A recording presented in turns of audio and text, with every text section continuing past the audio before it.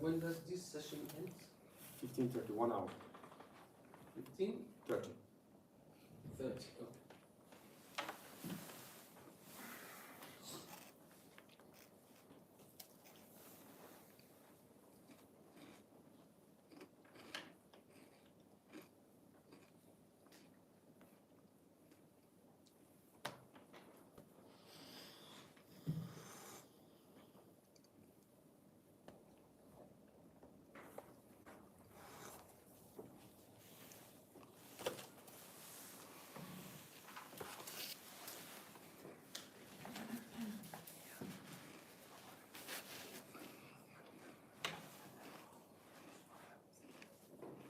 بسم الله الرحمن الرحيم والصلاة والسلام على رسول الله. Now we proceed with our fara'id al-wudu, and then there is al-wajh. Okay, al-wajh has its limits, and it's from manbatul الشعر المعتاد, where the normally the hair Hairline? hairline, exactly, the normal hairline, because some people have the normal, until the chin, daqn, all right, and from ear to ear, so that circle is the wajh.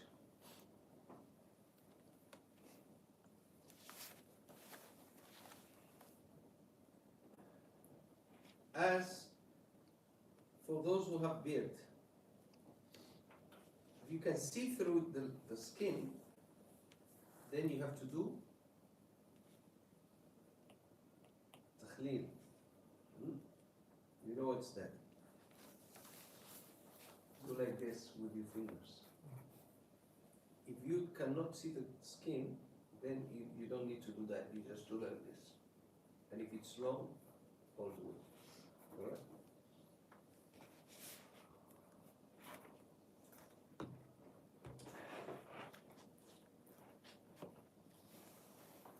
And you also do the same with the eyebrows, and also even eyelashes.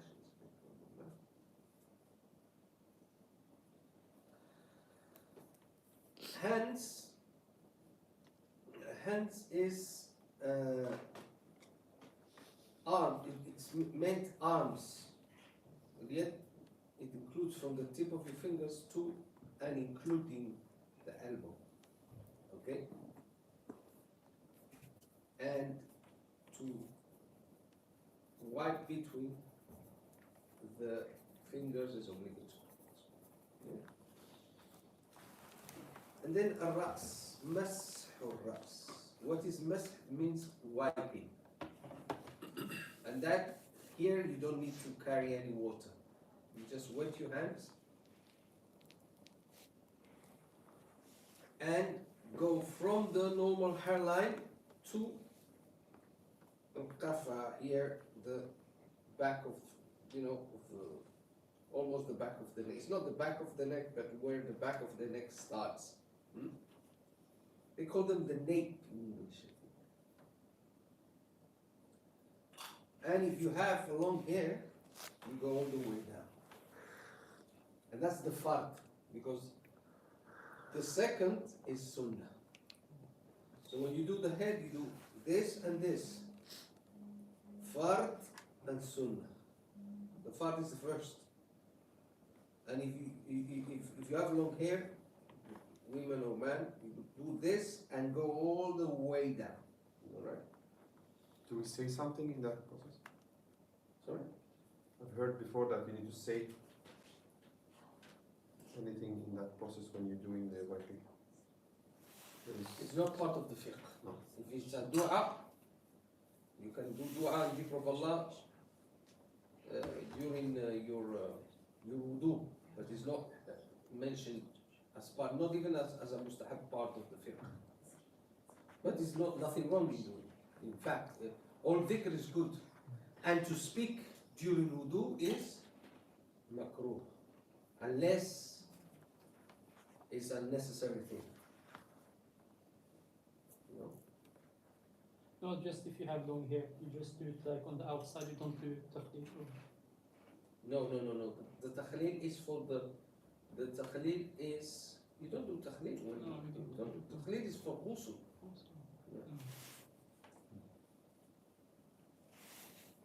If you have long hair and you want to do the sunnah, you do like this and back again? Okay. You don't do like this. And then,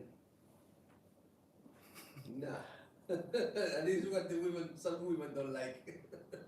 Some.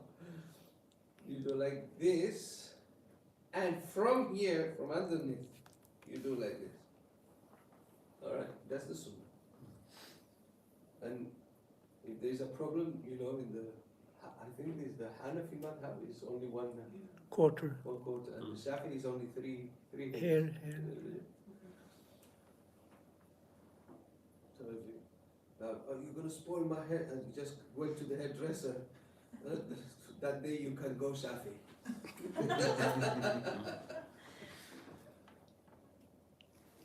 So for hair tied up, you have to let it. Yeah. You have to take it out. And that's the fard, to take it out and No, it's not necessary because really it's not necessary because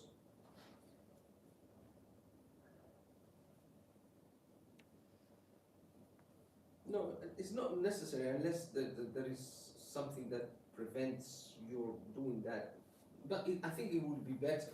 yes. But I don't think it's necessary. Well, you know why? Because in ghusl, which is you need the water to go. It's not, you're not ordered to undo let's say braids, isn't it? Braids. Braids or plates. No, plates, no, plaits. That's not. Plaits.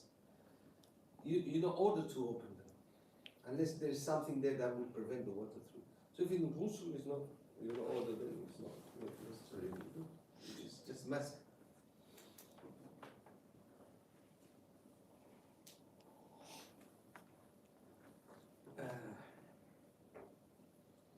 So that is the head. And then the feet. In the feet, you wash all your feet, and you include the al-ka'bayn, يعني the ankles. Include.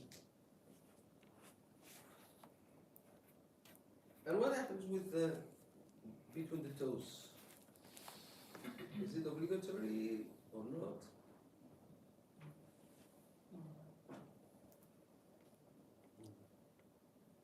No. It's not obligatory. It's mustahab. But in ghusl, yes. But you were talking about taqlid, but you have to make sure that the water reaches. That's it. Yeah. That the water reaches, but you don't need to. Right, with that we've covered the fara'id al-wudu. Now let's speak about sunan al-wudu. 62 and 63. What was it? Ibrahim. Ibrahim. Sidi Ibrahim, we say Morocco Ibrahim. سنن الوضوء سننه السبع ابتيدا غسل اليدين ورد مسح الرأس مسح الأذنين مضمضة استنشاق استنثار ترتيب فرده ولا المختار. نعم. سنن الوضوء 7 is 7. Okay. And it starts بابتداء غسل اليدين. غسل اليدين الكفين يعني الكفين up to the كوع, the wrist. Or if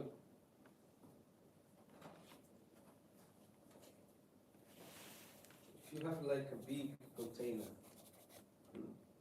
you can dip the hand inside.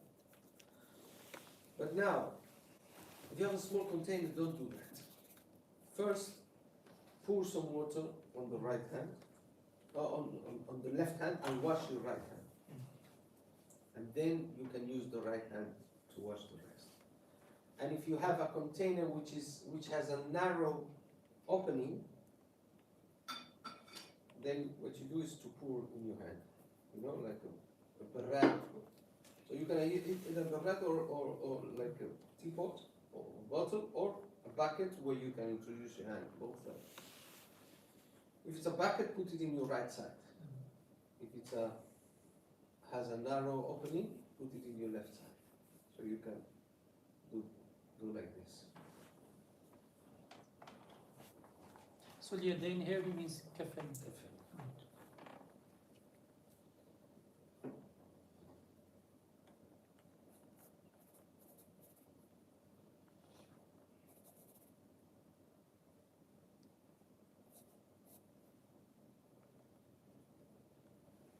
And then he says, رد مسح الرأس, which is what we said.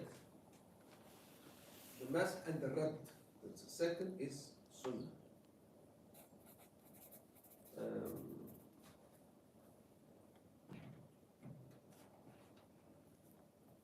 مسح الأذنين, wiping the ears.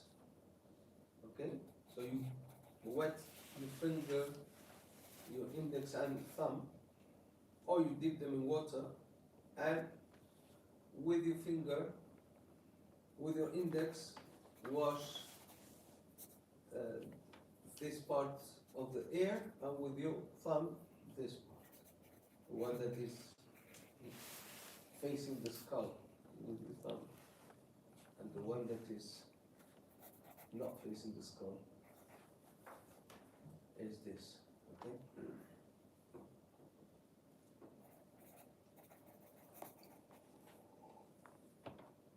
Al-madmada is when you rinse your mouth, putting water, sending it from one cheek to the other. That is madmada. Wal-istinshaq, wal-istinthar. Istinshaq is snuffing up, and the istinthar is blowing out. When you blow out, it's mustahab. We're getting a bit into the mustahabat, but it's important that you put your hand here, like this. Because if you try to blow out without putting the hand, it's gonna, whatever is coming out of your nose is gonna go all over. And if you're next to somebody, that would be very bad experience. Okay, normally, in places of wudu, one next to the other, do like this, please, because otherwise what comes from the nose can spread too much. And some people do even this, and they do this, even more to cover. Or if there is a person here, they do this out of adab, so it doesn't.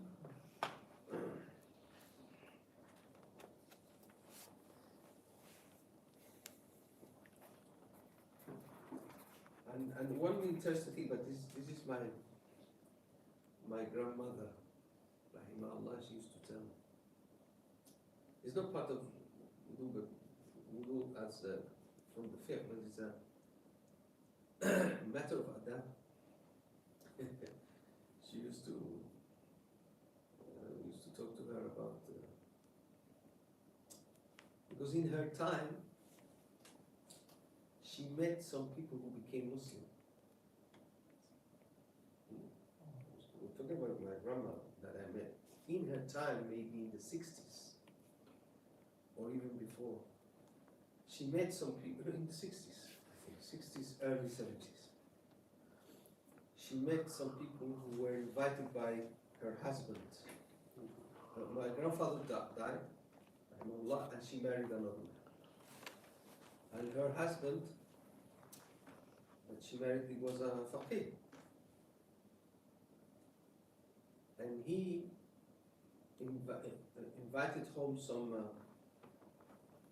some people who converted to Islam. Jama'ah. And my grandmother, she said something very interesting. She said, these guys who became Muslim, you wouldn't hear any sound when they enter the toilet to do wudu. But when you, I mean, she would say when your grandfather, it was not really my grandfather, it was her husband, will enter the toilet, you will hear him, you know, when he blows his nose very, very loud. And he will wake, and she said, and he'll wake me up. So she praised those who didn't make a big noises, you know, because you have to adapt with the people. Some people, you know, I mean, in general, big noises in everything, not only in wudu. So it's part of having adapt with others, not to make these noises. Even in the mosque, if you're in the mosque and you want to recite the Quran, don't do it loud. Do it silent. Why? Because other people may want to recite also Quran or something else, and this causes a tashwish. You know, you distract them maybe in the prayer. So we have always to have the adab and consideration with others to the point that if you arrive late to, let's say, Maghrib, they have started, you've missed the first rak'ah of Maghrib, right? And you enter in the second rak'ah. Means when the Imam says Assalamu alaikum, you stand up to do your first rak'ah. And when you stand up to do your first rak'ah in the Maliki madhab, you have to do it as in the way you should have done it, means loudly. So that qada rak'ah should be done loudly with your Fatiha and your Surah. If someone is in the same situation as you, he came also late and is next to you, you don't do it loud. You have to do it silently. Why? Because the person is next to you maybe, and you're Alhamdulillah Rabbil Alameen, you know, the other is also saying Alhamdulillah. You don't do it loudly. Some people don't know this element. Is in order not to create a tashwish, mean like interference to the other person. So yes, theoretically you should do it loudly. If you are the only one doing that qada, or that, no qada, that, basically you're doing that qada of that rak'ah. But if there are other people next to you that may be affected by your loud recitation, then you go too loud, too low. Like silently or? Silent. So you're not disturbing the other. Yeah.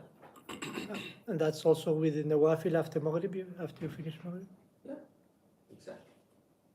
But if you're alone, you recite them loud. Alone, the nawafil of the night is recommended to do them loud. But not in the mosque when there is other people. Not when there is other people that you're going to disturb. All right.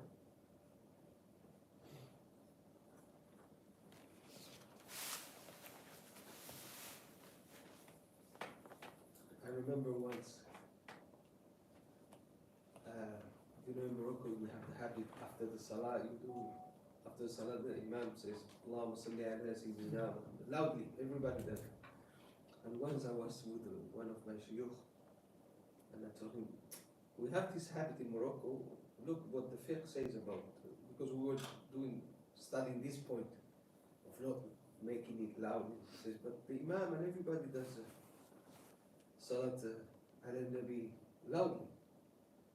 And he looks at me and he says, Liki shu salat anbira shaitan.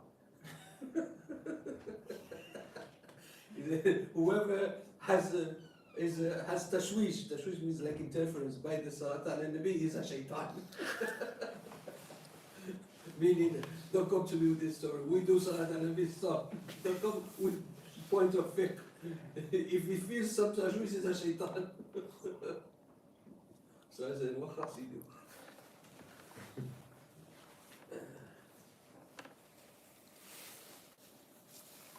But if I've ever been an imam in a mosque where they do that, if I see other people praying, I do it, but not very loud. Because for some people, especially if they're not used, because in Morocco everybody's used to that. But if they're not used, it may be a shock for them. The sound coming whilst they are concentrating on the prayer. Can I just ask one question Of about course. this?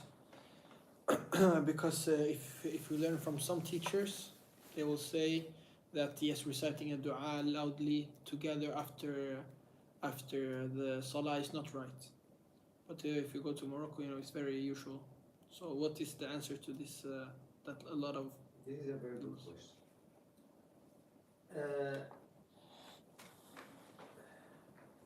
There is one thing in the Maliki Fiqh that developed later, which is called ما جرى به العمل, which should not be confused with the amal of al-Madina.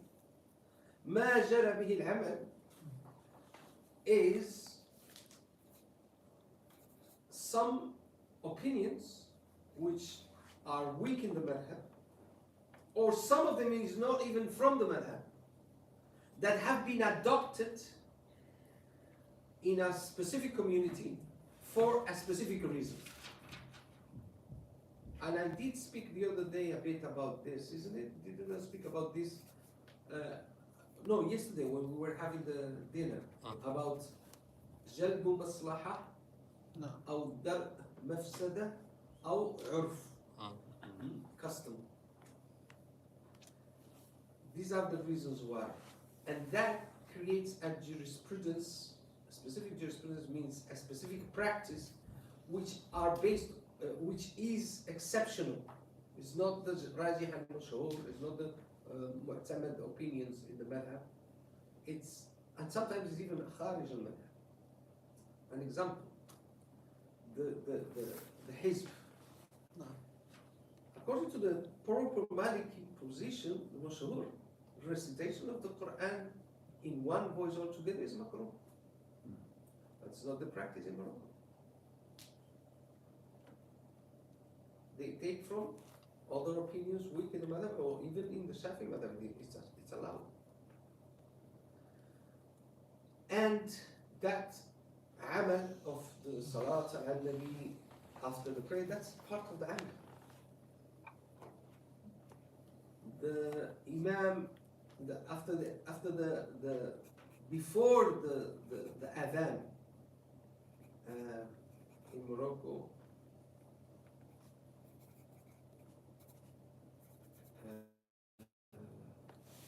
there is this recitation of the hadith. روى إمامنا مالك عن أبي هريرة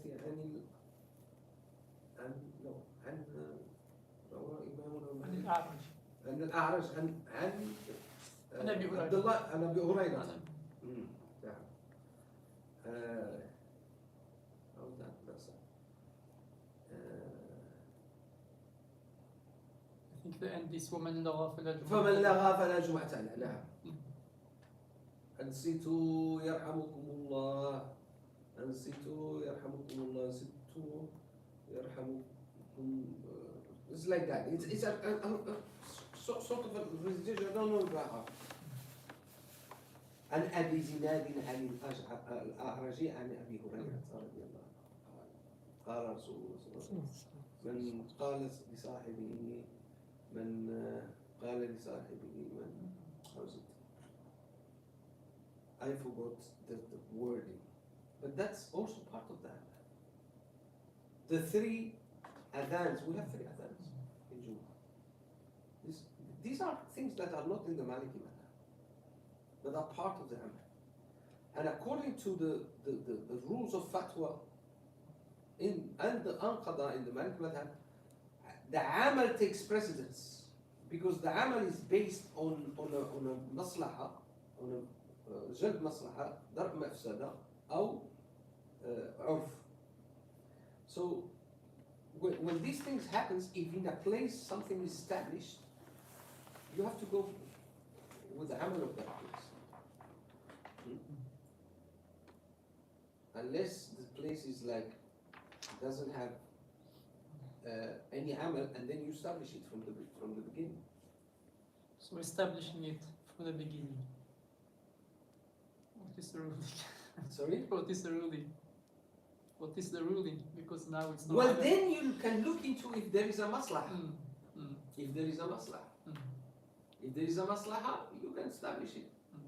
I think personally there's a maslaha in reciting the hizb altogether. Because why was it established in Morocco? It was established because in 1 month the whole Quran is recited in one mosque, because it's done after Subh and after Maghrib. And even people who didn't know how to read and write, they would, just by sitting there and listening, they will memorize the whole Quran, because they start since they are small. Every month they hear the whole Quran. 12 times a year they hear the whole Quran. And even if they don't memorize it, you just start the ayah and he finishes it. Why? Because he has been always alive hearing that. So isn't there a maslaha? Of course. And the reason why Imam Malik rahimahullah said that it is makruh is, he said, because people will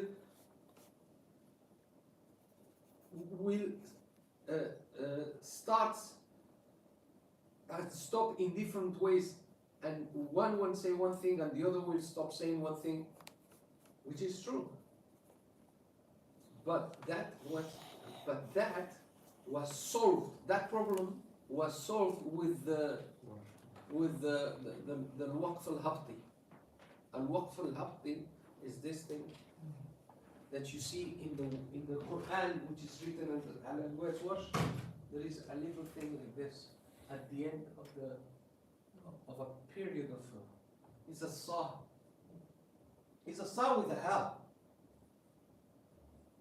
But it's written like this. Means sah. Sah in Fusha means stop.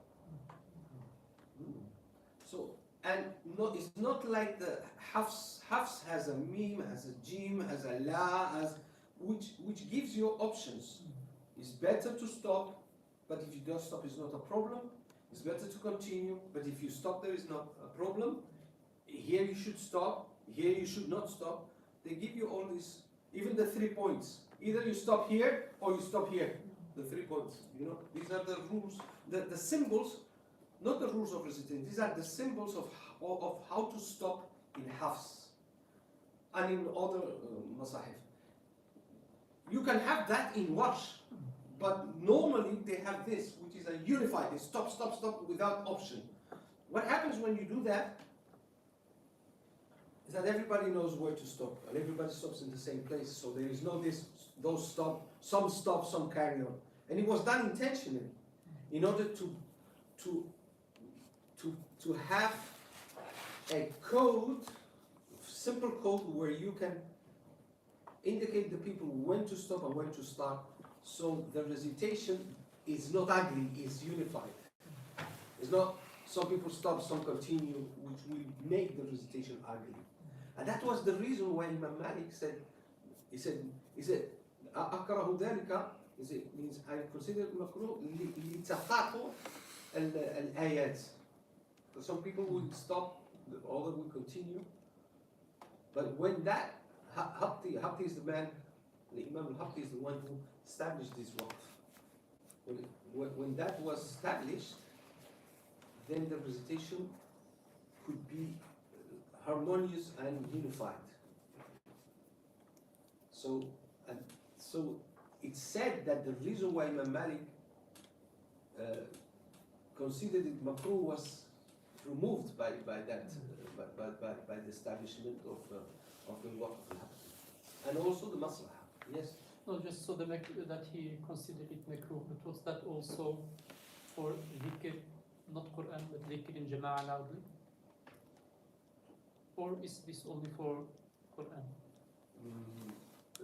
Like Imam Malik to say that dhikr in Jamal, I don't know if there is a qawl of him. Or about dhikr. in the madhab, like, okay, so one thing is the maslaha, but what is the kind of the In the madhab, dhikr loudly in jama'ah? in Jama'ah, it's not, I don't know if, maybe some very strict Malikis will say, but I mean, it's, at least in Morocco, no one, will tell you this is, because there is a hadith in Muslim about it. A hadith in Muslim where there is, I don't know the text exactly, but the Sahabi will say, I knew that if I arrived late to the prayer, I knew that the prayer is already finished because I will hear the dhikr, the people doing dhikr. That means I hear them. Is a Sahabi who comes late, and he doesn't know whether they finished the prayer or not. But if he hears dhikr, it means it's over. So that means that they had the habit of after the taslim to do dhikr loudly.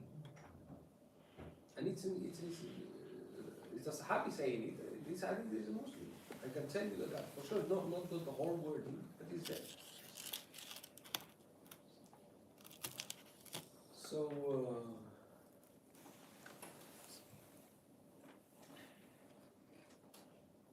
and when you say إن في خلق السماوات والأرض واختلاف الليل والنهار لآيات لأولي الألباب الذين يذكرون الله. It's talking in جمع. يذكرون الله جمع. يذكرون الله قياما وقعودا وعلى جنوبهم. So that indicates that dhikr in jama'ah, it's not. It's at least it's an indication, not an absolute proof. Because of the hadith, إن لله ملائكة نعم. يلتمسون أحدكم. Yeah, I was speaking about majalis of dhikr. So what is a majlis of dhikr if each one is doing his own thing? And imagine a majlis of dhikr loudly, and each one doing a different one. But isn't sama or hadra, isn't that considered makruh in the Maliki method? Hadra. Hadra or sama or what they call it in... Sama is like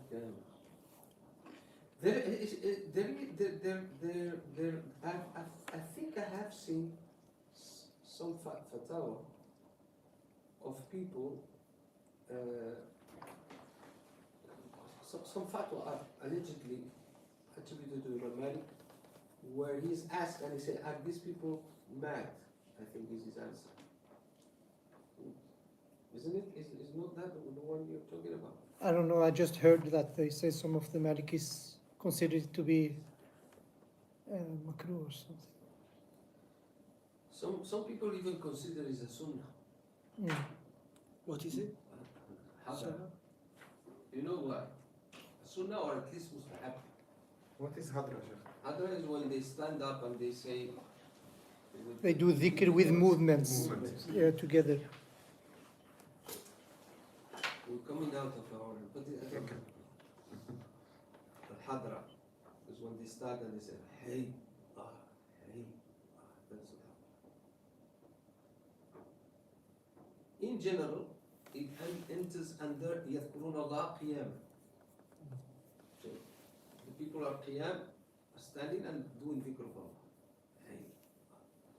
Now your argument, your point of contention will be, yeah, but they're moving rhythmically, isn't it? Then you have to go to the hadith of Al-Habash. Mm.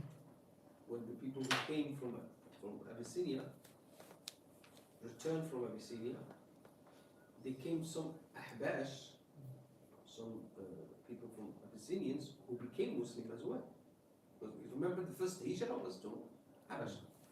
Stayed some time, and when they heard that now the Prophet established Medina, sallallahu alaihi wasallam, the Sahaba came, and with them came some Ahbash who became Muslim. So when they saw the Prophet, sallallahu alaihi wasallam, they stood up and they had their shields and their spears, and out of Joy. joy, they started making a rhythmical dance, رقص الحبشة. And the Prophet ﷺ, what did he do? Nothing. Didn't condemn them. He didn't. In fact, Sayyidatuna Aisha wanted to see, because when she heard the noise, she wanted to see, and it said that she put her chin on the shoulder of the Prophet ﷺ, watching. And then the Prophet asked her many times, it's enough, and she says, no, not enough, I want to see more, until she says, yeah, okay, it's enough. So what happens when something happens in front of the Prophet and he does not condemn it? Taqriri. Some people say this is a sunnah taqriri. So that means that, and what is the hadra? It's because, again, this means that raqs, what means raqs? Dance is halal. Minimum halal. Minimum. Because the Prophet didn't say it. Some will even argue that this is mustahab. But which kind of dance? That kind of dance was a military kind of, or no military, warrior kind of dance, isn't it? A warrior. It was with the spears, it was not like a dance of some like a effeminate kind of dance. No, it was a warrior dance. Have you seen a hadra with it? You've never seen it. No. It has that element of being a warrior dance. I mean, in fact, some people get scared when they see it. Especially the Chechens. The Chechens. That's war. That's really, really warrior. But also in the mountains of Morocco, Atlas Reef, or not in the mountains, it's you can see the power of it. So it has that element. It's just that no one is carrying the shields or spears, but it has that element. And also it has an element which has to do with the traditions of these people, because that dance existed among the Habasha before they met the Prophet. They just performed something that was part of the culture. And if you see the Hadra and you see the way, haven't seen when the Berbers dance, the men in a row like this and the woman, haven't you seen them? And they move like this, it's in a line. It's very similar to the Hadra. So it means it also is connected to their own tradition, maybe before Islam. So that, I mean, there are fatwa of ulama that this is absolutely minimum jaiz. Some say even mustahab, because there is enough evidences in the hadith. I mean, from the Quran, it's dhikr wa qiyam. يذكرون الله قياما. Because these people are doing dhikr of Allah, qiyam. So the point of contention will be the movement, the rhythm, but we have elements in the Quran, in the Sunnah that confirms it. Make a long story short, most a person can say is this is a matter of ikhtilaf. Because I can bring you fatwa in kilos if you want. For ulama saying yes, it's jaiz. Minhum Jalaluddin Suyuti, among the ulama have said this is jaiz, bal mustahab. So most that a person can say is it's a matter of dispute, because it's true there are some ulama they say it's makruh. But what is the adab when there is differences of opinion? Is that you respect. In the Shafi'i madhab, when you enter and the imam is delivering the khutbah, is mustahab to do tahiyyat al-masjid. The same with the Hanbali madhab. What is the hukm in the Hanafi madhab? It's makruh. And in the Maliki? Makruh. Haram. For the Maliki it's haram. I mean, I've seen, in fact, it was also from the Rif, this, in Madrid, this faqih, this faqih from the Rif, and these people come, and one of them comes and he says, Sijm. That's how he says, Sijm. Sajdan. Eh? Sajdan. Sijm or something like that, means sit down. Because for him, it's, what are you doing? This is haram. But the truth is that there's ikhtilaf. There's ikhtilaf. واختلاف رحمتي اختلاف أمتي رحمة. So we have to respect each other. And this is the greatness of Islam. It's probably the only religion that has this element of accepting the differences of interpretation when they are within the limits of what is correct. So we can't go around if somebody stands for the prayer and hit him or tell him, hey, you're doing haram. You understand? It's not possible. Also, there have been situations, I haven't seen it, but people have told me of imams who have seen people coming and sitting and telling them, stand up, because there is a hadith that the Prophet ﷺ told us, stand up. You can't do that. It's mas'ala khilafiyah. Mas'ala khilafiyah, you take the position that it satisfies you and you're happy with, but you should know that there is another opinion and you have to respect. لأن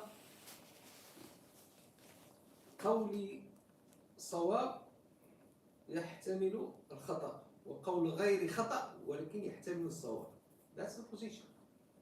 My opinion is correct, but it may be wrong. And the opinion of the other is wrong, but it may be correct. That's the adab of that we have to have among us. But some people, because of qillatul ilm, very little knowledge, if it's not what they know, they think it's haram. And they think that you know, whoever has seen something wrong, he has to change it with his hand. And it's not like that. Because man qalla ilmuhu kathura i'tiraduhu. Whoever has little knowledge, his opposition is great. Whoever his knowledge is very scarce, very little, he will oppose everything. But whoever has a lot of knowledge, his knowledge enables him to know that, okay, this is like this is like that, you know. And we know it. I mean, there are some habits that in some countries that for other people may be an insult, but they're not an insult in other people. So the person who knows different cultures understands that what's the position. It didn't mean an insult. It's just that they do things like that, etc. So in the fiqh, we have to, especially the people who live in countries where there is people from different madhahib, they have to understand and know. Even if you stick to your madhab, you have to understand that specific things, there's no consensus among the people, among the ulama. So you have to respect. And this matter of hadra, who raised the question? It's the most you can say is that it's a matter of differences. You have to respect the others. I was just, I respect it and I believe it's halal and everything. Just that they say that the Malikis were against it. And so I was just wondering if there is any... The Maliki madhab is not like a monolithic thing. you have the Maliki madhab adapts to the place where it is. Mm. So as I told you, not everything is 100% Maliki as it is practiced in Morocco. Why? Because the Maliki Fiqh has an amazing element, is that it adapts to the place. In Al-Andalus, there were fatwa which came from the time of Al-Awza'i. Have you heard of Al-Awza'i? Al-Awza'i was the Imam of the Banu Umayyah. In the time of the Banu Umayyah, the Umayyads, the people follow Al-Awza'i, and wherever the Umayyads went, they went with the madhab Al-Awza'i. But this is a madhab that is mafqud, because he didn't have students who carried on, but he's one of the great imams. But he didn't have students who carry on with his madhab, so his madhab has been disappeared. Only some aqwal that remain in books on fiqh. In the time, even late time of Al-Andalus, there were fatwa that they will use who were from the fiqh of Al-Awza'i. I don't know exactly what, but I remember reading that. It has to do with something connected to the mosques, but I don't know exactly the detail. Which means that in any place where the madhab goes, it adapts to the nature and to the habits and to the a'raf of the people of that place. It's not something that you come and look, what says Mukhtasar Khalil, put it, do it. Yes, as a default position, but remember, you're dealing with human beings. You know, dealing with mechanisms. It's human beings. Each human being and each society has its own needs. I'll give you a quick example. You know that inheritance between religions is haram. التوارث بين الأديان. So if a person has children who are not Muslim, according to the Sharia, because say that he became Muslim, he was not Muslim, he became Muslim, and his children who were already grown up, they didn't. According to Sharia, these children cannot inherit from this person who dies. And the opposite as well. If someone became Muslim and his parents didn't become Muslim, if the parents die, he cannot inherit from them. Obviously, there is, if the parents write a will, yes. But imagine they haven't written a will. According to Sharia and according to the format, he cannot inherit. So this is an interesting situation. What happens with the people here who become Muslim? So say a young man or woman becomes Muslim, and he has siblings, sister, brother, and his parents have money, or his father, or his mother, or mother, or whatever, and he dies, the father or the mother. All the siblings inherit, and he is because he's Muslim, he just looks. He doesn't get anything. Yes or no? This is if you apply the Sharia. We're talking about the four madhabs. Well, there is a qawl which is not even in the four madhabs. They say it's the qawl of, I think it's attributed to Sayyidina Umar ibn Khattab, where he said the Muslim can inherit from the non-Muslim, but the non-Muslim cannot inherit from the Muslim. This qawl exists and is attributed to Sayyidina Umar radiallahu anhu, but is not غير مأخوذ به في المذاهب قبل المذاهب. The four madhabs don't use it. Some ulama has said you are allowed to do it. Why? Because you put the non-Muslim, the convert, in a very disadvantageous situation. So in this specific situation of society and place, you can even do khuruj from the four madhahib and take that qawl in order to, because he is the one who really needs to be supported. So why? Because he's the Muslim is the one who doesn't get. You see? So if there is a makhraj, a possibility of fixing it for the jalb al-maslaha, then you can use that qawl. And that was based on Sayyidina Umar, who used to say, Al-Islamu ya'lu wa la yu'la alayh. Islam has the supremacy, and it doesn't, it should not be under domination. So what you, if you don't apply that qawl, you give the supremacy to the non-Muslim brothers and sisters of this young man or woman. So you see the logic. I'm not saying you have to do that. I'm not issuing a fatwa.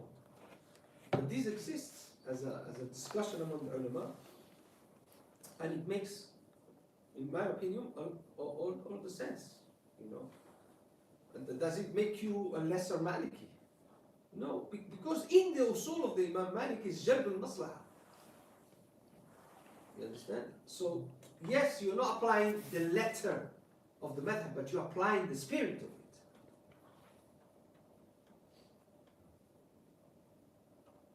You get it? Yes.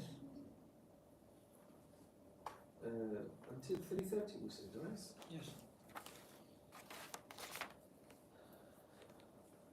This one, somebody's sending me a message. I need to explain.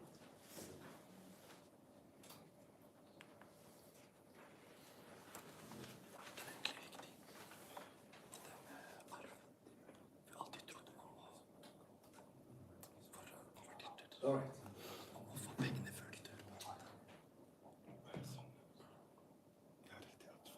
مضمضة استنشاق واستنثار ترتيب فرضه. ترتيب فرضه means to do the fara'id in order. Okay?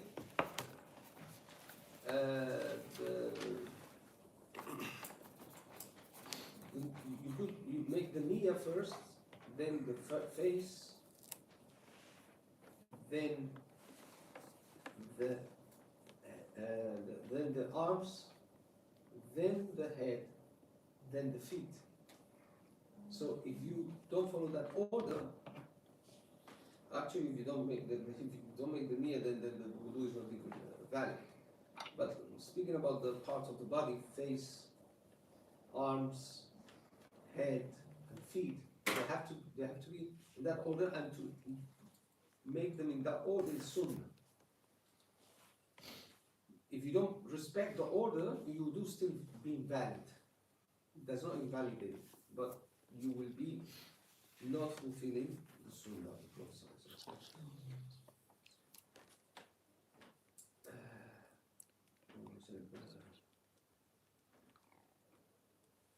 ترتيب فرضي. نعم. And then comes the mustahabbat, or fada'il, as he calls them. Now, what is the difference between the sunnah, what we call sunnah, and mustahab? Can somebody tell me that?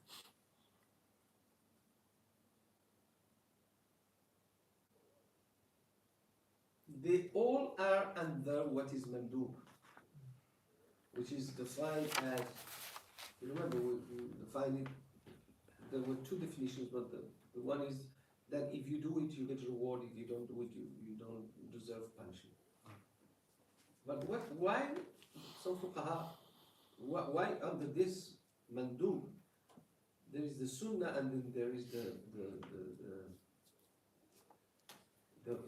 mustahab, or the fadila, or the, why? Was that about the Prophet continuously did something? Exactly. Very good. The sunnah is what the Prophet always did, without giving any indication that it is an obligation. But he always did it, without having there any indication that is obligatory. But he always did it. When it's obligatory, it means that you have to do it. If you don't do it, it's not valid then. Ibadah. But the sunnah, if you don't do it, the ibadah is not invalidated. But it's something that the Prophet sallallahu alaihi wasallam constantly did. And the mustahab is something that he most of the time did, but not always. Okay. So can you read 64, 5, 6, and 7, please? وأحد عشر الفضائل أتت تسمية وبقعة قد طهرت تقليل ماء وتيامن الإناء والشفع والتثليث في مغسولنا بدء الميامن سواك وندب ترتيبه المسنون أو مع ما يجب Is it? وبدء مسح الرأس من مقدمه تخليله أصابعا بقدمه. So the mustahabbat are 11. And he starts by التسمية. التسمية says to say Bismillah ar-Rahman ar-Rahim at the beginning. Second, بقعة قد طهرت, meaning to do it in a place that is clean. What means clean? Means that the place that there is no najasat around. That if, because when you're using water, that splash may make the najasa touch your clothes. Then he says taqlilu ma'. Taqlilu ma' means use little water, don't use a lot of water. Now the question that I've always been asked is, can we use the tap? The best thing is to do it with a bucket or with a. But I tell you by experience, you start doing it and then you go back to the tap. Because it's the most, comfortable. If you use the tap and don't open it. Just open it a little bit and use that. Some people, they open the tap, liters. If you see how much water came out and you count it in his wudu, because it's probably 5 minutes going with a big stream. That can be like, you can feel like 5 liters maybe. Why? 5 liters is something like this. Water. You don't need that. You need this, actually. So is the opposite of mustahab makruh?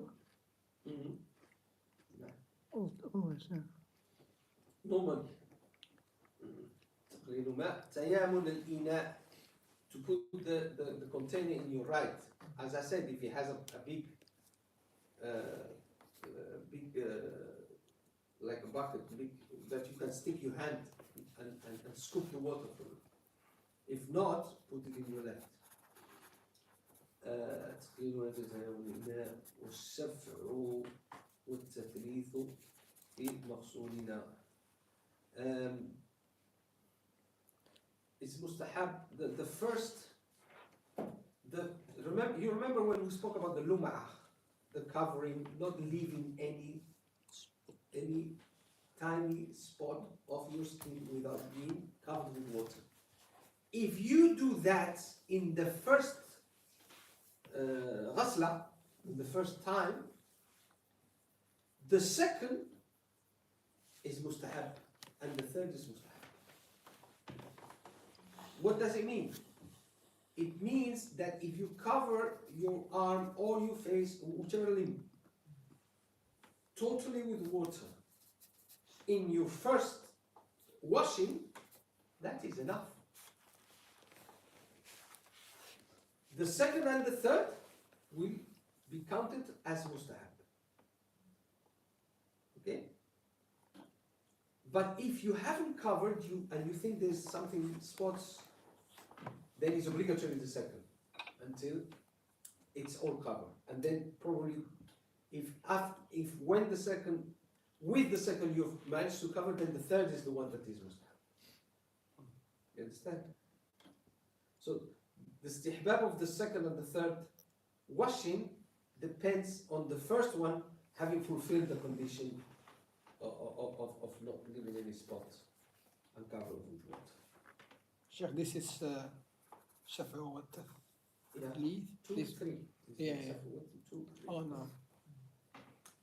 Oh. not to pray Shafa with. No, no, no. بدء التيامين no it's تيامن isn't it? الميامن إلى sorry Miami then it's correct I thought that there was a mistake again in my spelling بدء الميامن بدء الميامن means to start from the right limb so you start with your right arm with your right foot. The airs you can do them at the same time. But Miami, siwak. Siwak. What means siwak? Means istiyak. Means to brush your teeth. And it can be done with what? Miswak, toothbrush, Finger. or your fingers. Okay? And it's mustahab. Do you start with it? Now put water and No, but don't do it inside the wudu. That's your work.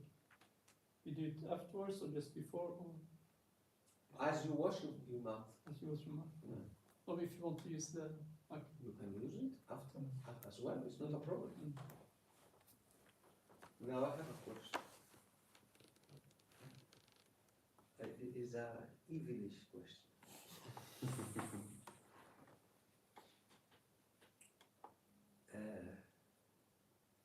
What will you think of me if I come to the mosque with a toothbrush? Imagine I have a pocket here, right? And I put it here. And then when someone is making the iqama, I take the toothbrush and I start doing like. What do you think? Following the sunnah of Imam Shafi'i. Yeah? Yeah. It's the sunnah of to do this is the sunnah. No, but I think the Shafi'is does it like straight before the salah. Really? Yeah, Is that a Shafi'i thing? that's what I learned. I don't know. No, you know more than me because I haven't practically studied the Shafi'i thing. Is that a Shafi'i? We lived in a Shafi'i community and they did that. Is this because it's in the faith of the Imam Shafi'i? I don't know. I just saw it. Or is it which Shafi'i community? It was in Tarim in Yemen. And they do it. Yeah. You know, for us, it's like Makruh. it's like if I take my normal toothbrush and I start here in the mosque doing like this, you tell me why are you doing this? Go to the toilet, isn't it? Yeah, yeah. No, but not normal toothbrush, only the siwak. The siwak. They use the siwak. The siwak is the same. Is you are brushing your teeth in public. Will you brush your teeth in public? With miswak or toothbrush? He says that it's the same. It's the same. Toothbrush is not urf. Sorry? It's not urf. It's not like the culture. Just Also the miswak is not I heard Sheikh Hamza Yusuf once said, if there was a toothbrush like we use today in the time of the Prophet, we would most likely use the toothbrush instead of the miswak, the stick. The miswak is a part of, I'm sure that, and I've heard that it has Some elements. some properties, chemical properties. Benefits, yeah, yeah. Exactly. But it's an instrument to brush your teeth. In the oath of this society, will you brush your teeth in front of people? The Norwegian society, not Muslim, or Muslim society? Because it's Let's go to Morocco. Will you brush your teeth in front of the people? It's siwak, yes. With the siwak is a new thing. You understand? No. It's a new thing brought by the guys of the long hair and the short kameez. And short misbah. Huh? Short misbah as well. No, what misbah? Misbah is bid'ah. No, they have these short ones, don't they? 33. Only 33 beads. Who? The people you talk about. No, these people don't touch the misbah. Okay. they think the misbah is haram, is a bid'ah. These are the guys who, the siwak existed in Morocco a long time. Oh. Because it's a sunnah from the Prophet ﷺ that he brushed the teeth. But this thing of doing it in public, in the mosques, is a new thing. You know, it's like the cutting my nails, trimming my mustache. These are matters of personal hygiene that you do them, you know, not in public. Okay, that is a sunnah to brush your teeth once you do wudu. Alright? I think it's in the practice of doing it is because of the hadith لولا أن أشق على أمتي لأمرت بالسواك عند كل صلاة. You know why? Because the siwak removes, like a toothbrush, removes what? The bad smell from the mouth. And the bad smell is something that you are forbidden to come to pray if you have bad smell. The one who eats Garlic. garlic, من أكل من شجرته من هذه الشجرة فلا يأكلن مزيدا. Why? Because it disturbs people, a bad smell, and that applies to tobacco. You know, people stink tobacco or any other thing. And in fact, I've seen some ulama, they use that hadith for anything that disturbs people in the mosque, like the phone. You know, the phone disturbs. So people have to make sure that it's switched off. Even too much perfume can disturb, right? Because some people have a problem with the nose.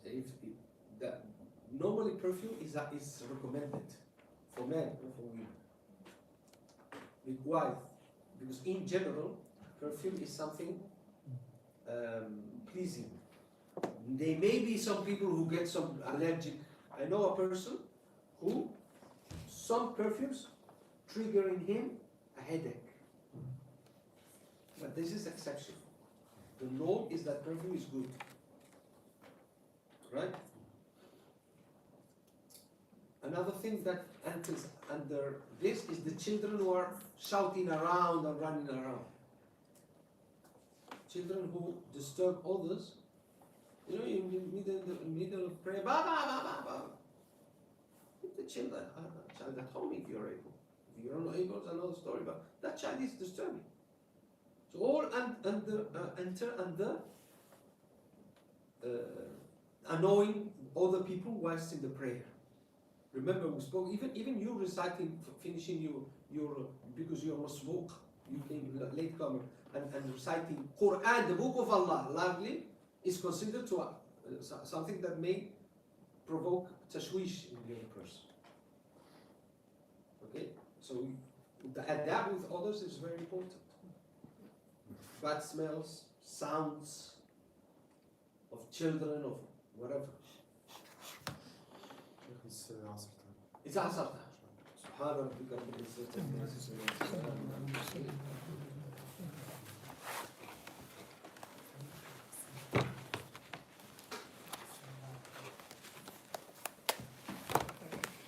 الله أكبر الله أكبر الله أكبر الله أكبر أشهد أن لا إله إلا الله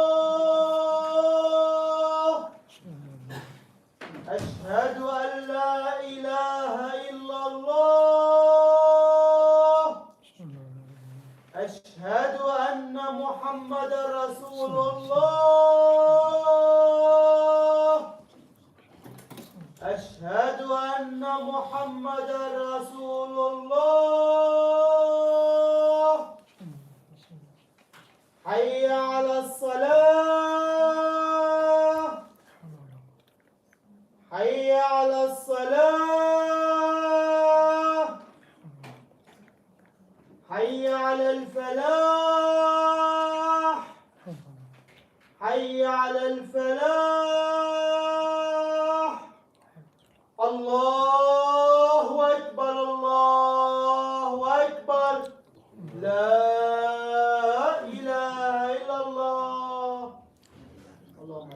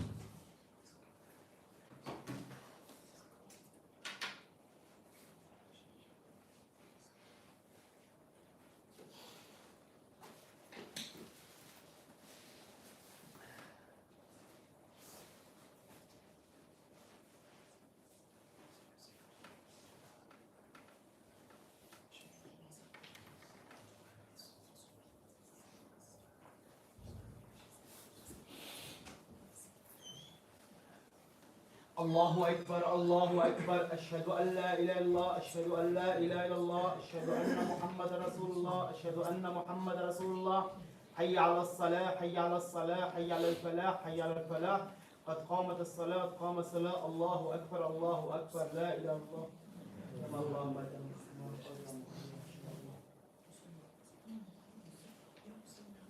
الله الله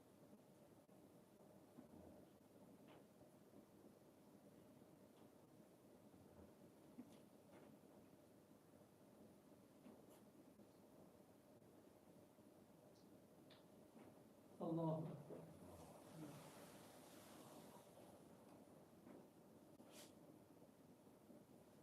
سمع الله لمن حمده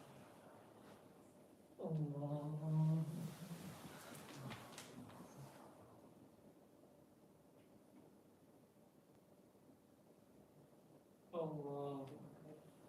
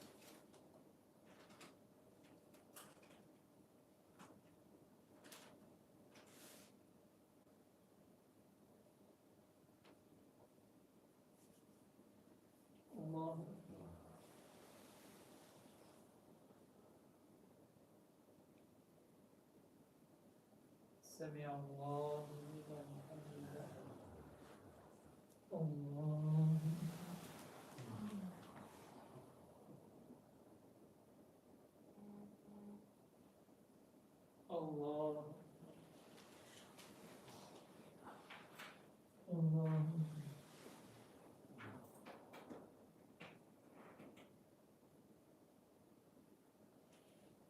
الله أكبر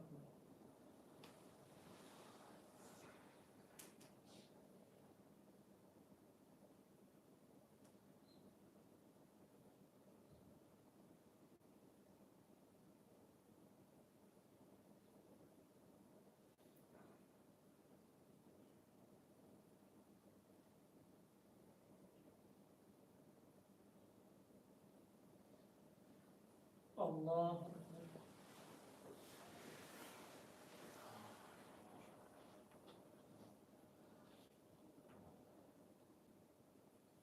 الله أكبر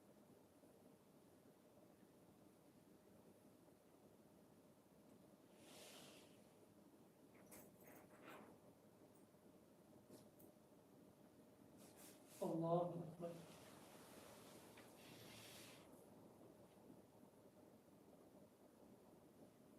سمع الله لمن حمده الله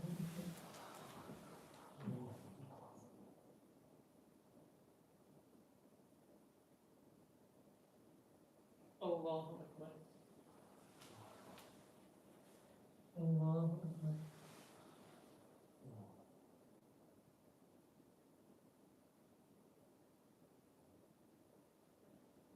الله أكبر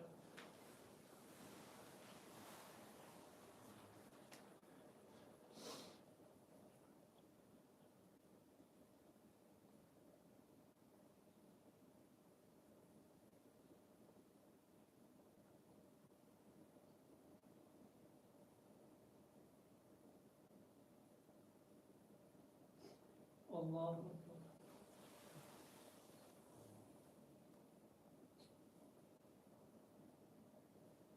سمع الله لمن حمده الله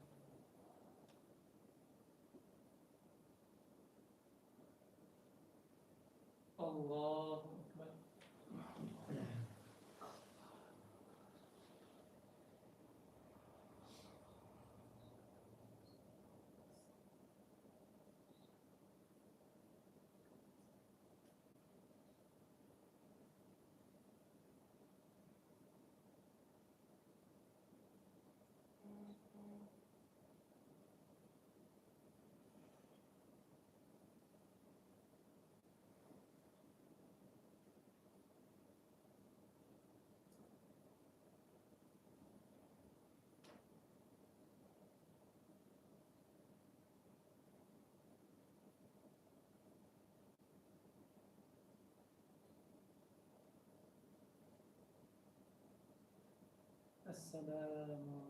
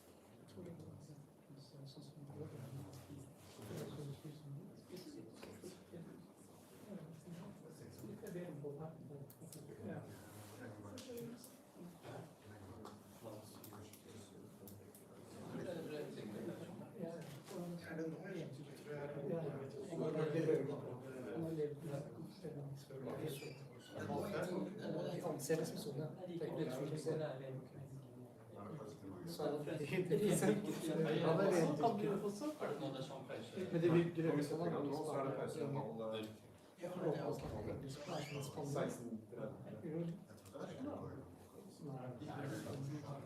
Nei, du ser det som Men nå snakker du så Ja, jeg tror han har bodd. Ja, ja.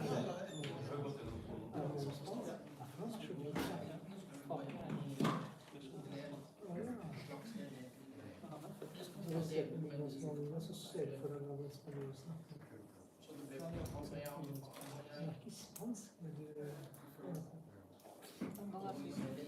Så han studerte nesten i Spania. Han sa at han tydeligvis har vært mye i Marokko, men han sa at han mest i studiet for marokkanske journalister i Spania. Det er jeg ikke sikker på. Det vil jeg tro. Fordi det Har han studert i jeg tror de fleste har Så han underviser han noe sted? Han er egen, han underviser, det han underviser Pappas mest om ham. Og så er det også mye Growth Tree Institute Norway. Han er via altså han fysisk undervisning fast. Bare beskriver det som det her. Altså han kan ta privat 1-1, og så er det på en Er det det? Ja.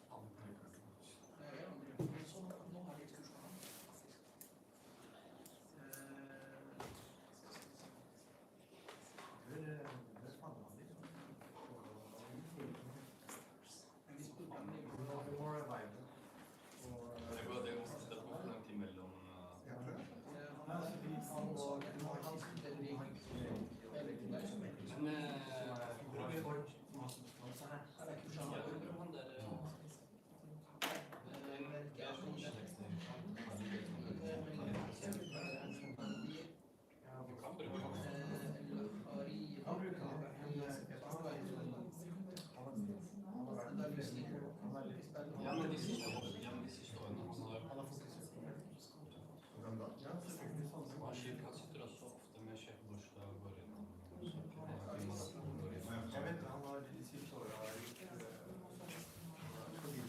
med en gang det var ferdig.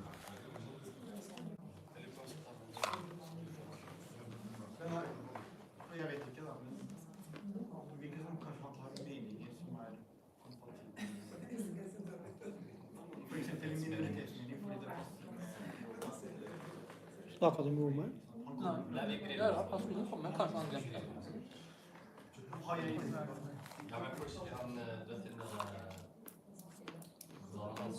Jeg slapp han i stad i henne. Snakket du med han? Han sendte meg en annonse. Ja, den sendte han på felles, da. Ja, så sendte jeg ham melding. Han sendte meg melding. Han spurte om han skal til Høyre. Men så lenge de nevner det her... Men jeg synes minoritetsene i hvert fall sånn at offentlige... Det er ikke det som er viktig da, det viktige er Bare liksom dropp dem, det er ikke så god. at man er tydelig på at man har mer tilbud da. Ja, men det er sånn... Hvor i Spania er han fra? Ja, men vet du hva? Det er også... Jeg vet ikke hvor han er. Ja, men det er også noe ting vi kunne gjort med sjefbursdag, egentlig.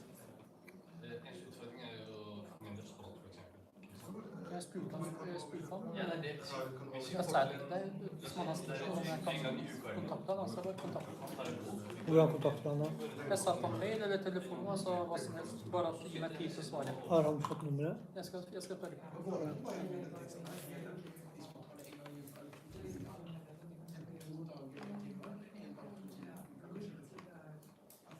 Fordi i hvert fall min det virker i hvert fall sånn min og Bjørn hadde lyst til å gi sjefbursdag. Han hadde lyst til å gi. Har